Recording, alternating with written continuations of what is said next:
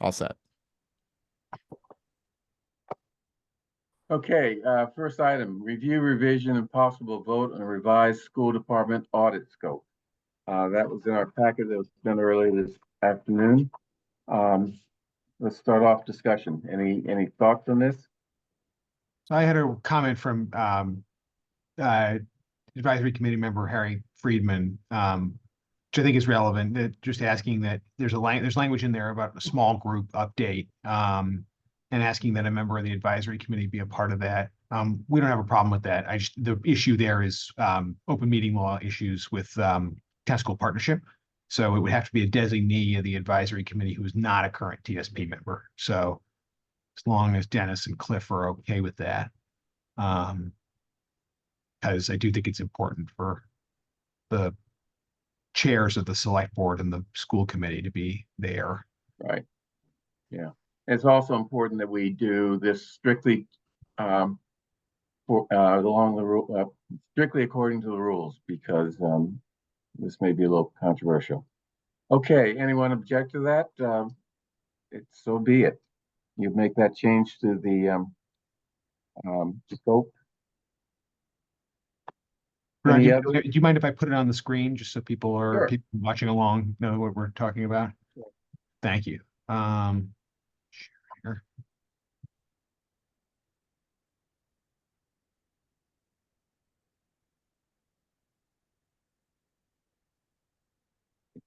Jazz, why don't you go down to the second page so people can see what we're just, okay.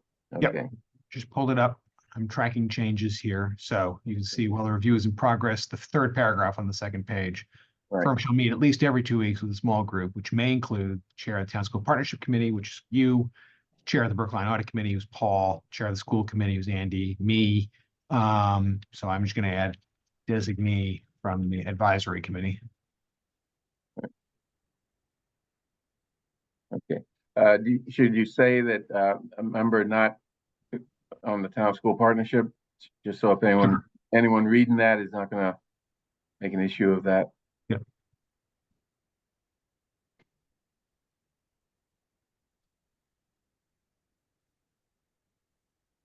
Any other comments or questions about the scope of work? I think it's pretty thorough. I have my hand up. Oh, I'm sorry. Mariah. I have two questions. One is there was a comment the other day asking if town council had reviewed the other scope, and my question is, did town council review this scope? Yes, he did. Okay. And then my next question is, there were some previous questions that were from the initial scope of work that appeared to have not carried through to this one. Mhm. And I was wondering why.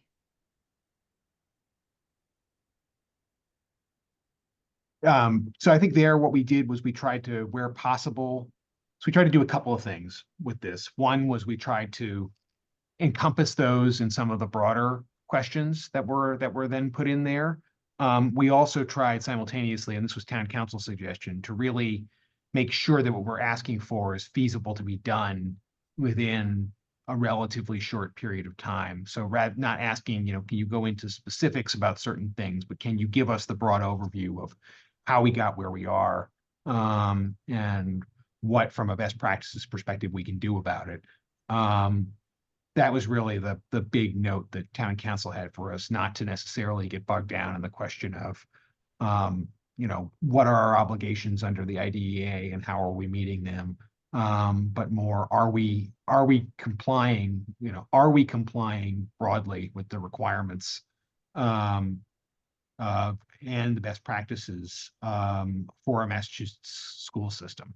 And so rather than focusing that and digging deep into the legal question, which I think was the concern raised at advisory, it focuses more on best practices and the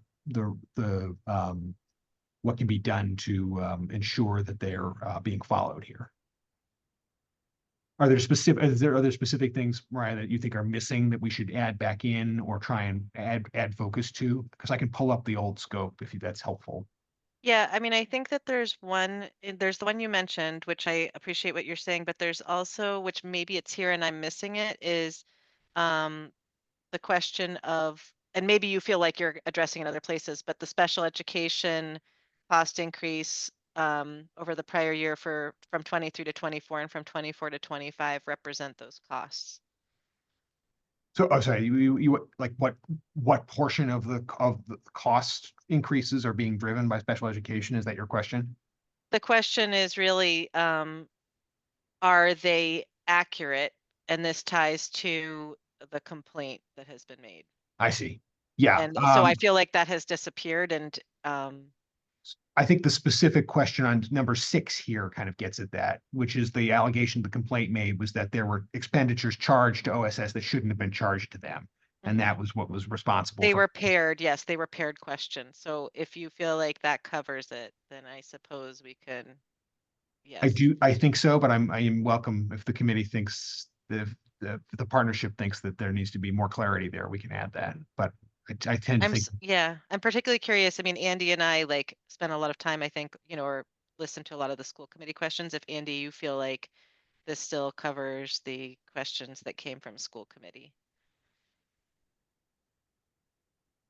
I think what Chaz said makes sense to me, that this is, yeah, as you said, they're paired questions, and actually the one that survives kind of, or the one that's in the current draft kind of covers it.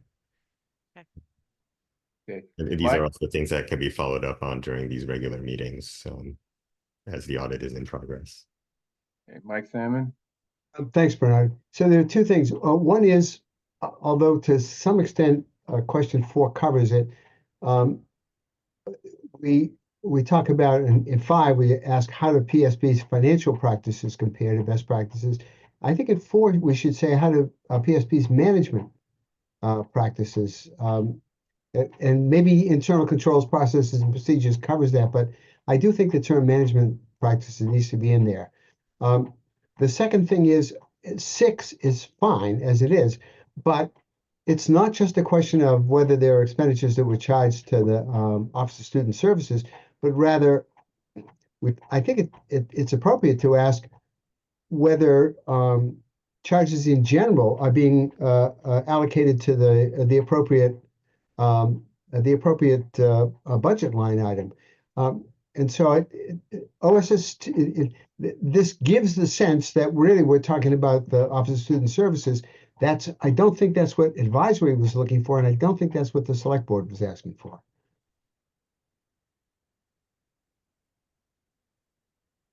Let me think on that. You've got the 6 and 7 both refer to OSS. It's not just OSS that I think need to be reviewed. No, and I agree, but I think that, the big questions up top are now the ones that attempt to cover that, right? Which is, what are the reasons for why we are where we are? And is any of that attributable to failure to follow, lack of practices, failure to follow established practices, misfeasance, those are the big questions, right? Why are we where we are? And are any of those the result of something that's correctable, as opposed to market forces, Okay, then then you don't need 6 and 7 if 1, 2, 3, 4, 5 covers all of that. The thing that I'm concerned about is that 6 and 7 tends to point the review in one direction, and we're, I think, looking for a broader review than that. Mm-hmm. Can I respond to that? Okay. Just that while there is broader questions, if you look at the purpose of the request, number 1 is a complaint of a senior member, and there were specific allegations made. And if we don't get any answers about some of these specific allegations, I think that it's to the detriment of the overall project. So while I appreciate that there are parties who, and I am one of them, who is interested in some bigger questions, I still think that there are some specific questions that should not be lost in the trees should not be lost for the forest, if you will. Okay. Okay. Interesting analogy. I understand the point, Mariah. I just think, I'm worried that the interpretation will be, well, okay, this is mostly about the complaint and Office of Student Services, and honestly, it's beyond that. That was a trigger, but it's not the main issue. Can I make a comment? So, Mike, I don't understand your first question about management practices. We can kind of come back to that. I tend to agree with Mariah on this. By the way, I think this document is light years better than what existed before. I think that there probably does need to be something here that focuses on the actual complaint. But I also think, Mike, you bring up an important question, which is that this is not going to, in the next 6 weeks, do everything that a number of people are interested in having done. And I think, and I don't know if this is the right time to talk about it, but that's the kind of the whole next step process. I mean, Chaz talks about it in his memo and refers to the North Andover situation. You know, what would make me most comfortable here is to simultaneously with going forward with this, you know, have a document that essentially commits everyone to taking those next steps, so that we don't just do this and then all of a sudden, you know, we stop. I think that's a risk, and I would like to eliminate that risk personally, if at all possible. And Mike, that would sort of, I think, solve your other concern. Okay, so those are questions that should be addressed in the MOU. I mean, and that was the purpose of the MOU. To make sure that there's follow through and in a broad sense. You can see on the screen so. now, I've edited question, MOU. sorry, I've edited question 6 to reflect Mike's desire for broader language. I do think, as a matter of course, to Cliff's point, right? We want answers to this, and to Mariah's point too, we want answers that do relate back and focus to the, you know, the origin point of some of this, which is, you know, in my mind, because I'm not directly involved in the school process, these sometimes feel like separate issues to me, in that there's a complaint out there. I don't know what the status of the investigation of that complaint is internally, and we shouldn't be talking about that in an open setting. I assume it's being investigated internally. I also think that there is, but then there's the broader issue of the deficits. And sometimes those feel decoupled to me, but there are allegations that pertain to the finances in the complaint that can also be folded in, I think, and are good fits to be looking at the broader question of how we got where we are. And so trying to thread that needle with a 6-week frame and potentially, you know, leaving those broader questions about, you know, digging deep into the numbers and the line items and so forth, to, you know, it's not just, you know, identifying problems as opposed to being the specificity. We don't want, you know, here, you know, you bought 57 pencils when you really were supposed to buy 56. You know, we want broader analysis of, here are the structural issues that are contributing to this. Here are the market issues that are contributing to this, and what can you do about them? That's really where we need to be now, because that also shapes whatever that follow-on MOA looks like, right? If the analysis says, here are your issues, then the MOA talks about how we control for that. You know, there's been discussions about things like going back to reevaluating how we fund special education, you know, thinking about that through the town school partnership in some way. So that might, a commitment to do that, for example, might wind up in the MOA. You know, commitments similar to the ones that the North Andover district made might wind up in the MOA. But that's going to come out of this initial process. So I want to be careful not to throw everything in here, but I also want there to be enough information for us to know what the next steps are, and be able to create something that has practical value and is enforceable between all of us, so that we're all committing to you know, a mid-range path to getting back on track and rebuilding, you know, frankly, community trust in the process. Okay, Dennis? Charlie, can you also promote Linus? Okay, Dennis, you still Yeah, have your hand thanks. up? Dennis's I- hand was not up. It's No. Dennis is now promoted. Yeah, Yeah, sorry. my hand, I couldn't Could not speak, and now you unmute. can. Now I can, and I can't, for some reason, I can't turn my video on, and I'm not going to worry about it. Hold on, Mike, you Oh, need your yeah, hand sorry. up? Yeah, I'll put it down. No.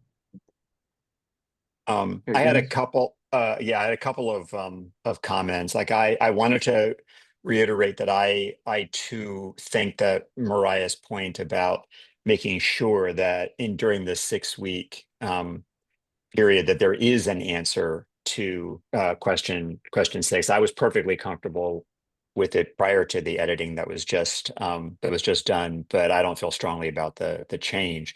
But I do think that contra Mike, it is important to call that out because the community cares about the answer to that question, and I want to make sure it gets answered.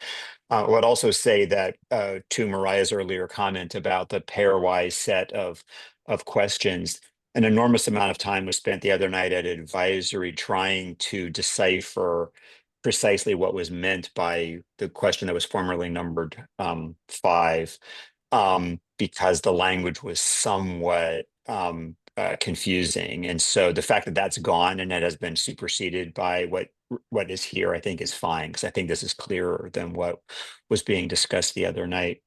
To Chaz's point about operating at a high level, I do wonder whether in the newly revised question 6, whether we care whether there are any expenditures that were inappropriately or inaccurately charged, or if we only care about significant expenditures in some sense. Like you said, 57 pencils versus 56 pencils is not that interesting.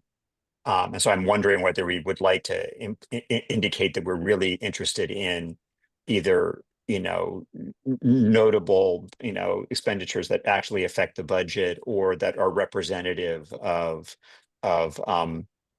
management or procedural problems, rather than just minor oversights, because I don't think we care about the trivial things.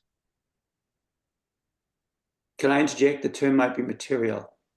Sure, that sounds like a good term, material expenditures. Thank you.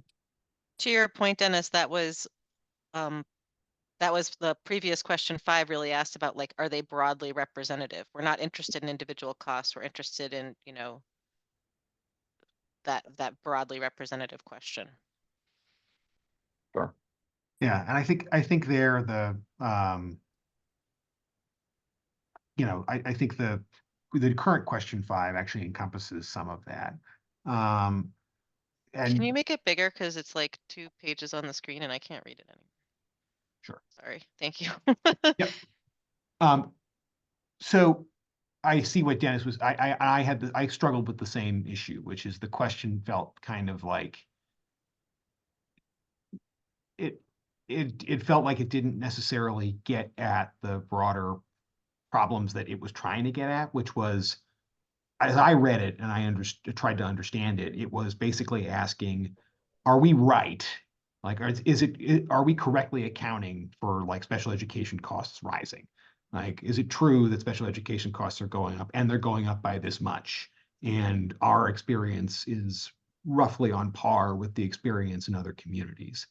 And that to me feels like a question that doesn't really, one, I think the answer to that question is probably going to be yes, but it depends. Every community is struggling with this issue of increased costs and flat enrollment. Every community to some extent is dealing with the issues of increased costs of special education. That's my understanding from conversations with other communities. I don't think it's necessarily a question of, are those costs going up? And are we accurately reflecting the amount of money that we are paying for them? It's a broader question of, what controls are in place when we make those agreements to be able to demonstrate that those agreements are necessary to provide what it is that we're required to provide. And what backup do we have for that if we are challenged by the state, for example?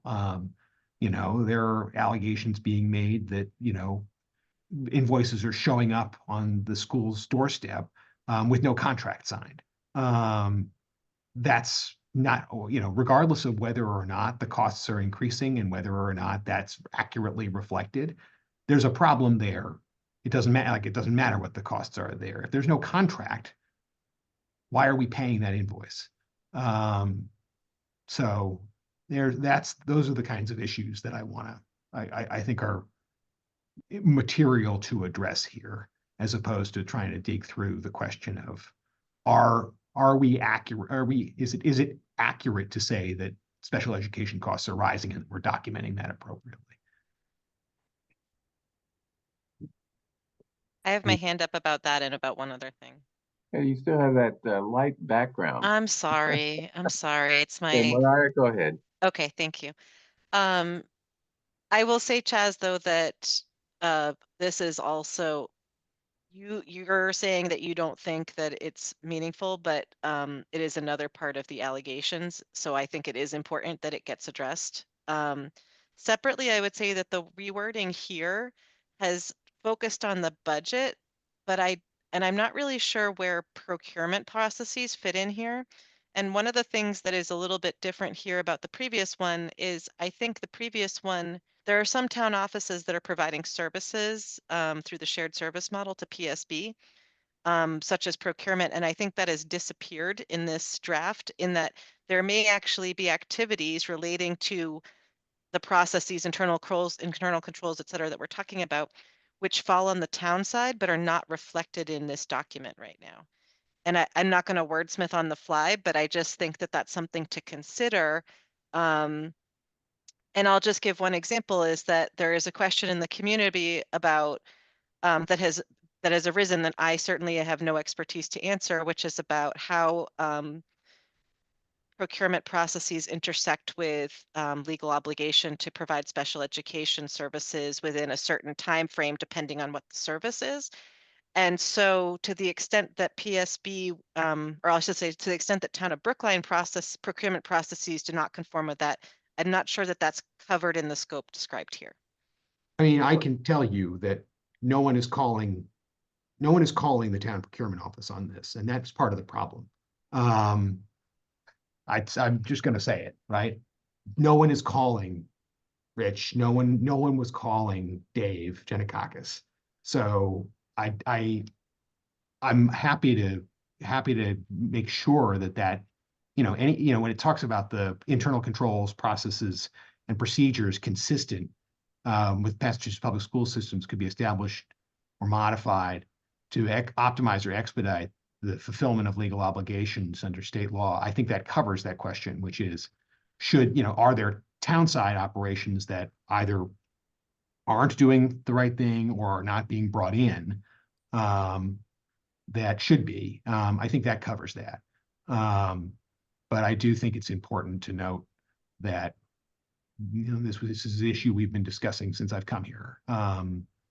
That we have strong procurement services on this side of the town school line, and they're available. But this meeting is not, but I'm not here to say any, I'm just saying that that's part of the question. I think that is an open question in the community's mind that we want to make sure that we also address. To that point, though, I guess my question is, Chaz, if some of the staffing or the practices are also on the town side, does it make sense that you're on the group that they're reporting to?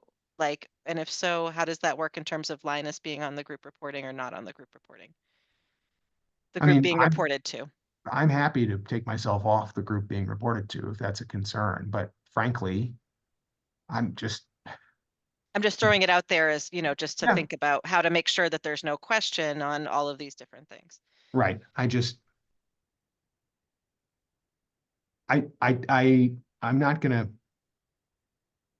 gonna reserve comment there. Okay, very good. Cliff, you still have your hand up, Cliff? No, I took it that because I think Chaz pretty much covered some of the things I was going to say. So I don't see any other hands up. Anything else? Right. More to talk about here, right? I will just say, I'm going to gather my thoughts on this. None of the services or issues raised here or in the complaint implicate town services, as far as I'm aware. If over the course of the investigation that changes, I would be happy to step away from it or do anything there. But I go back to what I said last week, this is very serious. And we need answers to this because it impacts the town side of things. So I need, I'm whatever it takes to get this done, I'm willing to get it done. But I'm really struggling to contain my concern that when this issue comes up and it's on the school side of the ledger, that the response is the town must be doing something wrong. I am I trying. hope that's not what you heard that I said. I am trying Okay. my best to throw you a life preserver. So let's not go there. Oh, I don't think that's what I said, though. I just wanted to make sure that we were covering everything that was an open question because the community has asked that, making sure that Okay. we're answering the questions being asked, which is there a question around procurement? And like I said, I have no expertise to be able to close that. I just don't know. I don't know how procurement and that intersect. I don't have that Okay. expertise. But I apologize. I misunderstood you. I think the wording covers, the process of procurement here. And what's going to be interesting is to see whether or not the processes that the school has put in place are actually being followed.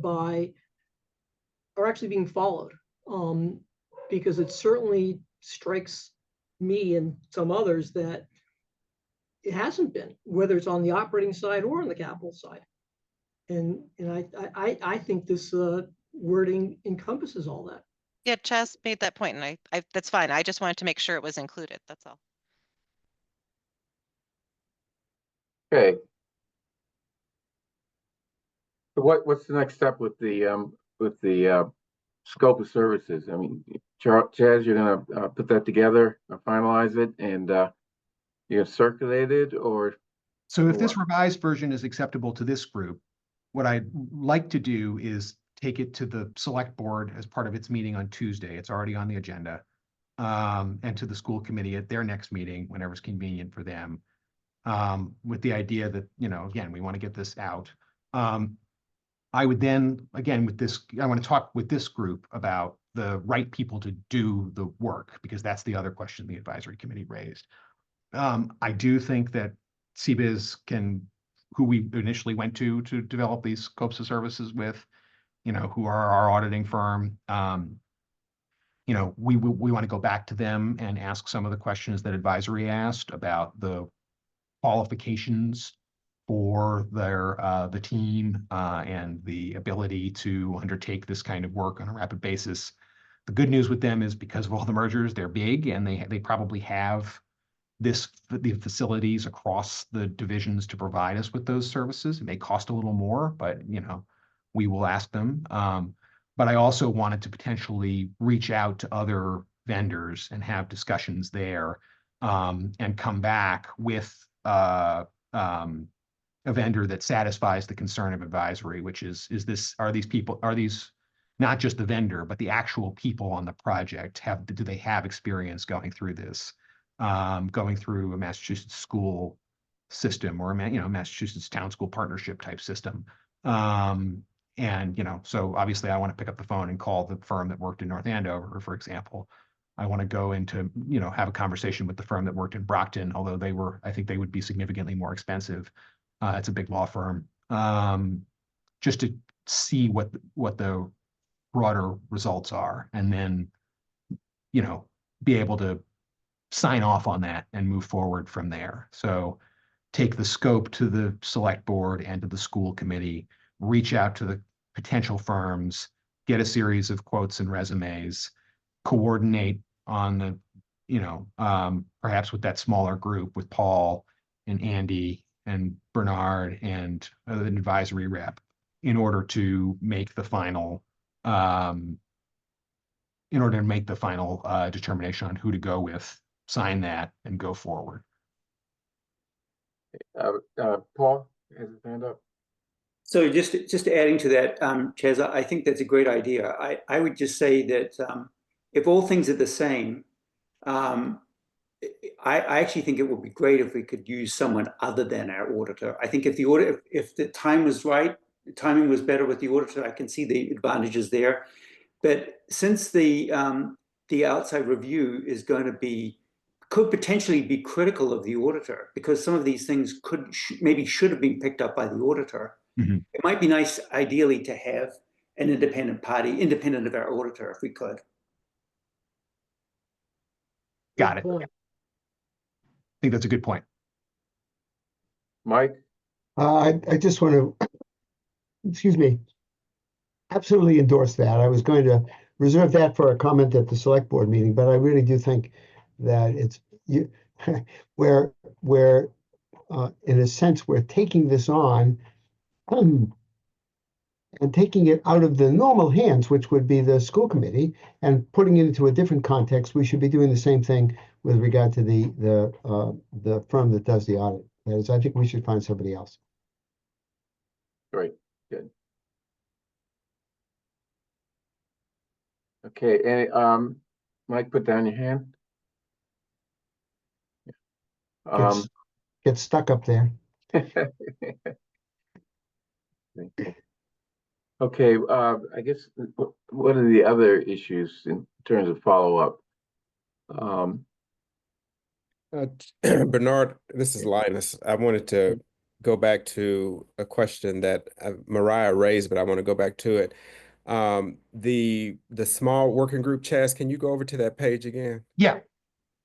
So I reviewed the documents a little while ago, and I saw that, and I made a note about my seat or my role at the table. Is there any concern about me being in that check-in group? I don't know. I honestly think that given the scope of this focusing on the schools, it might be better to have administration on the outside of that. I see. But again, to Mariah's point, and if there's something that comes up that touches on the town side of it, I want to step away because I don't want to be in that position either. So, you know, my goal here is just to facilitate this moving forward. So if this is really just, if it makes sense, I'm happy to drop my name off here too and just have this group be the group that receives it. I just want someone, I would like someone to staff it. You know, I'd like someone to be able to, you know, so maybe someone on the town side that's not me. Maybe it's Melissa or it's Charlie, or, you know, so that they can, you know, they could be the ones coordinating the Zoom and, you know, getting the action items in place and moving them forward. Okay, thank you for that clarity. Okay, so we have a process for getting the scope and the auditor selection done. What about the MOU? So the MOU, I You think, wanna cover comes, that? I wanted to socialize that idea with the group, but I don't think we can make real progress on that and wordsmithing until we start this process, right? I don't want us to commit early without understanding the full scope of what it is we're dealing with. No, I wasn't thinking of this group, wordsmithing, but you know, someone work on that based on our discussions here. And then what happens to it? Does it come back here? I assume it does. Andy and Mariah both have their hands raised. Yeah, okay, well, I just asked those questions. Andy? Yeah, so about the MOU, Chaz, were you envisioning that we would get the report from the auditors and then embark on hammering out an MOU, or that the process would begin earlier than that? I think it depends on where the audit, what comes out of this review. You know, I think in the North Andover situation, what came out fairly early on where there were issues that they could control for. And that's why you see in that document, you know, this may not be the full scope of things, but we've identified enough to go on. So I don't necessarily want to lock us into either path. What I would say is I want us to be, I want us to be cautious and not, you know, at the outset say, oh, we think we know what the problem is. So here's a solution. And then we could be barking up the wrong tree. Okay, So, but if in these meetings with the auditor as they proceed, we start to learn things that we feel we can trust, then we might move forward already at that stage. Right. Okay. Ryan? Thanks. Can I ask a question about like process relating to how this goes back to the constituent committees of Town School Partnership? How do you envision or suggest or whatever for that? So on this last paragraph here, what the final report will be transmitted to Bernard and Andy, and it will then go back to the constituent bodies. So it'll go back. I'm sorry, I meant like the statement of work to see if any of the constituent committees Oh, I'm sorry. have So have opinions about the statement of work. Apologies yeah, for. sure. So I think on, this is on the select board's agenda for Tuesday. I put it in the miscellaneous agenda, but that's able to be pulled out. So if any board members have comments, they can raise them there. And then with the school committee's permission to put it on for the school committee, and have them, raise any issues there similarly. I would say I'd like, the reason why I wanted this group to work through it is that I'd like it to be as close to final as possible, so that I don't have the language of the select board's vote is it authorizes me to complete and sign it, but I really don't want material changes that I then have to feel like I got to go back to the select board and true up. So to the extent that we can make what we have here something we're confident that the constituent bodies will find acceptable, that's the aim of this conversation. And I see Dennis's hand is up, but I'm just curious how that's going to work for advisory. Advisory is, I mean no disrespect to advisory, but advisory's role in the MOA process, I think, can come later. At this juncture, I really need this done. And so the select board is paying for it and the school committee needs to agree to it. Those are the only two relevant bodies here at this point. Thank you for the Select board clarity. says yes to pay, school committee says, yes, we agree to do this. We're done. We're off to the races. Thank you for the clarity. Hey, Dennis? I had a question about, maybe this is a follow-on to what Chaz was just saying. Sort of given the participation of the on the ongoing basis, which is the TSP, the audit committee, the school committee, and the advisory committee. I was wondering whether the comprehensive report that comes at the end should go to those same bodies rather than just to the school committee and the town school partnership. So I think as a practical matter, it will. What I want to avoid is a situation where, because someone has end stage is listed on the end stage, there's the possibility of, here's the draft report, and then I have 4 committees, saying, well, can we have edits? What about this? What about that? I think it's really important to have a minimum of final clients here so that we can get this out. But also to have, through the town school partnership, that again, that ability to have, confidence that there's independent oversight over this. So I think to the extent that there's concerns there from advisory members, that can be transmitted through TSP. And then at the end of the day, the final report going to Andy and Bernard, I think, for broader dissemination, I think is the right way to go here.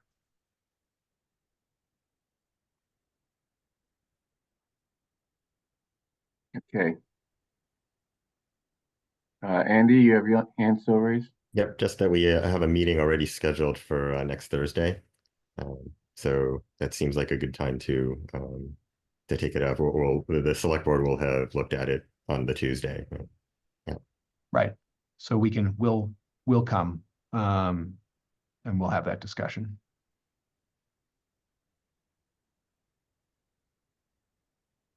Okay, so we have a plan for finalizing the scope and identifying an audit firm. What other follow-ups do we need from this meeting? Those are the two that I see. Or if other members of the TSP have thoughts.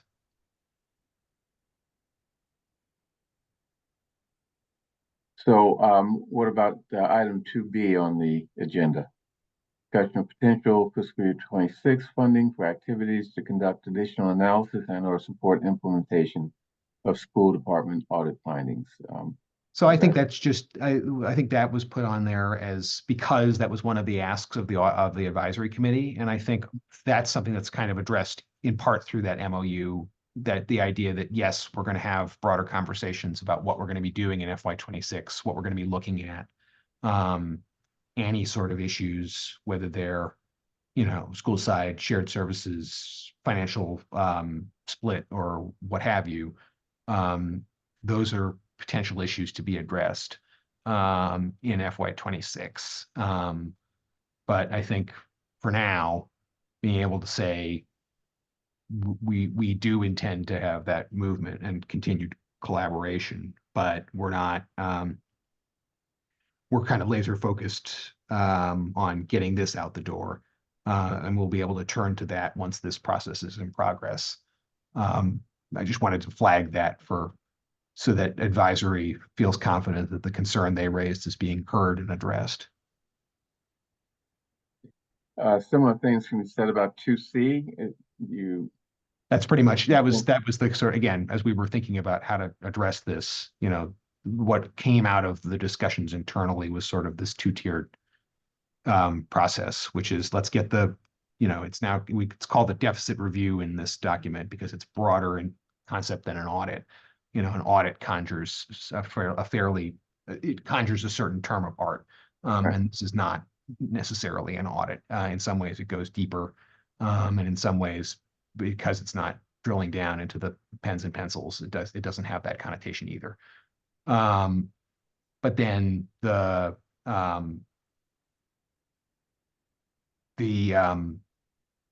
remaining, the kind of the second tier of that then is what would be covered in the MOU, the midterm goals and objectives, controls that need to be put in place, commitments from town and advisory. All of that is to come and will flow out of what the findings of this is. Okay. I don't see any other hands raised. Anything else? Okay, so we have our marching orders.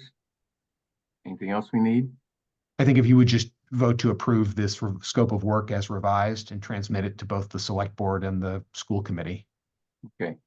I move approval of the scope of work as revised in this meeting and transmitted to the select board and school committee for their next meetings. All in favor, please indicate by saying aye. Mariah Nobrega. I'm going to abstain just because we're going to have a conversation at school committee, so I will wait for that conversation. Andy Liu. I'll do it aye. Dennis Doughty. Aye. Cliff Brown. Aye. Michael Sandman. Aye. And Paul Healy have to vote? I think so, yeah. Paul Aye. Healy. Aye. And that's it so far as I can see on the screen. You need You to have vote. to vote. Oh, I always forget. Well, you can't see yourself on the screen. Yeah, well, no, I see myself on the screen. Okay. Chair votes aye. Anything else for discussion? Nothing on my end. Okay, well, we have a lot of, you have a lot to do ahead of you, and we have a lot of thinking to do, so. No, I just want to again thank the group, and I am very grateful that we're all, to Dennis's point last week, this is really a all hands situation. I'm grateful for the cooperation of the school team, the superintendent, and all of you. I do think this is a really critical juncture, and so the more we know, the sooner we know, the better. So thank you. If I could just add one thing, because I mean, part of the reason that we've fallen, that the language has changed, so much, and some of the approaches have changed, is because the, advisory committee pushed fairly hard on both the language and on the scope of this investigation. I just want to express my gratitude that those concerns have been taken so seriously. All right, thank you. And we're lucky that North Andover went through this before us. So there's somewhat of a template that we can use, although let's be careful not to confuse North Andover with the peculiarities of Brookline. Right. I think we're going to find different results here. It looks very much the same from a distance, but it's the Anna Karenina problem. Happy families are all alike. Unhappy families are all different in their own special way. Okay. That was a great way to finish. We're an okay. unhappy family at the moment. Okay, unless there's anything else, you want to set another meeting? Do we need to? Why, Charlie will follow up. We'll try and Okay. set a control date 2 to 3 weeks out. I think most of us are going to be seeing each other on the 25th for the financial plan presentation anyway. And so that, the results of that conversation, we may want to wait for that conversation to come before we reconstitute the town school partnership. So maybe in the first or second week of March. Okay, so there'll be nothing, okay, nothing on the agenda for that meeting related to this. Well, maybe. I think we'll continue to have conversations about this. We'll see where we are in the audit process. The smaller group will have met by then. So. Yeah, so make sure that yeah. Okay, seeing nothing else, I'll end the meeting. Thank you. Thank you, everyone.